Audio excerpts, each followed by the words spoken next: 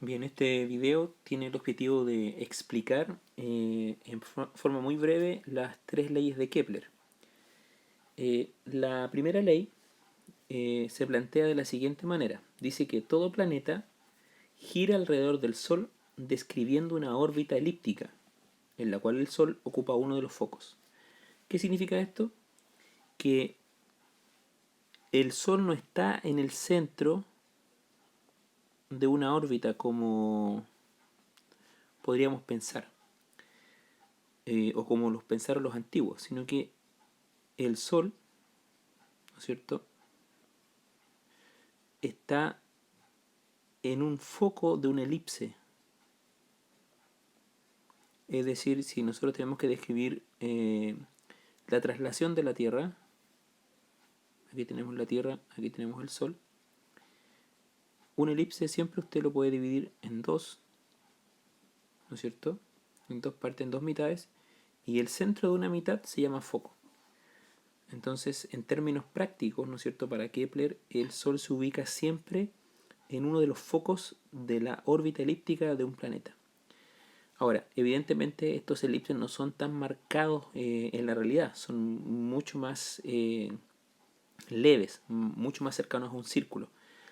Pero en forma breve, si usted tuviera que resumir la primera ley de Kepler, tendría que decir que las órbitas de los planetas son elípticas y no circulares, y que el Sol está en uno de los focos de esa elipse de la, digamos, de la órbita de los planetas.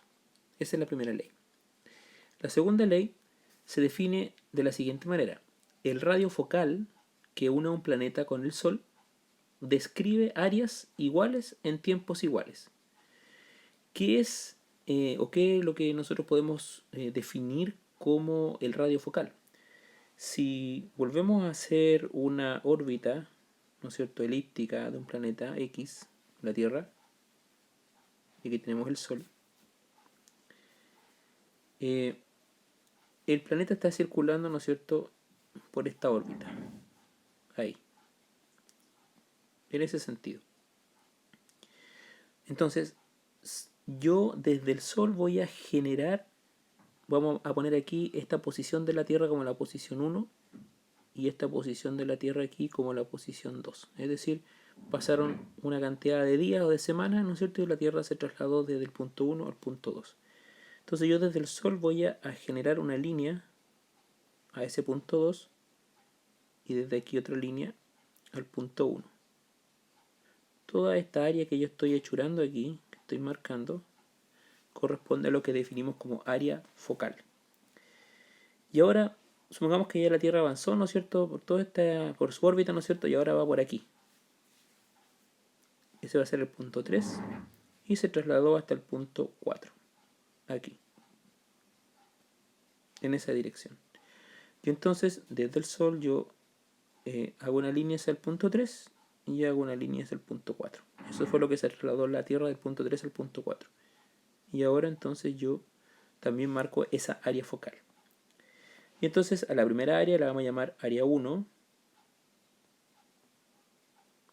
y a la segunda área la vamos a llamar área 2. Entonces lo que Kepler está diciendo es que el área 1 es igual al área 2. Eso es lo que dice la segunda ley, en resumen. ¿Y por qué son iguales? Aparentemente no son iguales. Porque si bien la Tierra entre el punto 1 y el punto 2 está más lejos del Sol que entre el punto 3 y el punto 4, esta área no es área, sino que este perímetro recorrido entre el punto 1 y el punto 2 es más pequeño que el perímetro recorrido entre el punto 3 y el punto 4. ¿Y por qué es más pequeño? Porque cuando un planeta gira más cerca del Sol, como lo hizo acá la Tierra entre el punto 3 y el punto 4, se mueve más rápido, mientras que cuando está más lejos del Sol se mueve más lento. Eso por efecto de la gravedad. Y por lo tanto, para un mismo tiempo, es decir, entre el punto 1 y el punto 2 transcurrió un tiempo 1, ¿no es cierto? Y entre el punto 3 y el punto 4 transcurrió un tiempo 2. Esto que está acá se cumple siempre y cuando el tiempo 1 sea igual al tiempo 2.